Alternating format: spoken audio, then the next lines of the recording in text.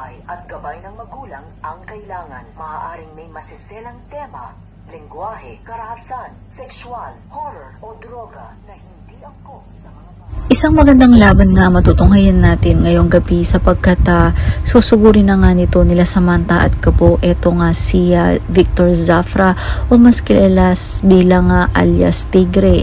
Dito sa bar ay nasundan na nga nila etong si alias Tigre.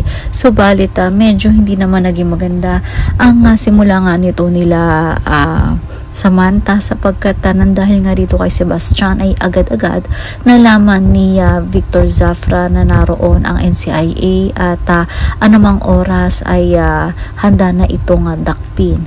Ngayon ay tatakas nga ang grupo ni Victor Zafra at madali ay susunod nga itong si Gabo at maging si Samantha at mukhang mag-uunahan na nga ang dalawang ito sa pagtugis kay alias Tigre.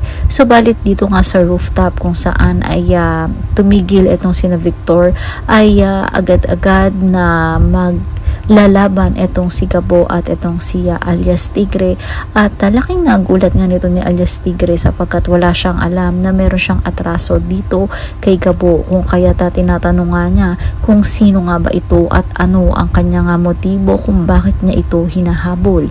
Sinabi naman nito ni Gabo na malaki ang pabiyaya or reward kapag nahuli nga niya ito. Kung kaya't ngayon patuloy ang labanan sa pagitan ng dalawang ito. Yan ang mga dapat nating abangan sa mas sumitinding bakbakan dito nga lang sa CCM si Gabo.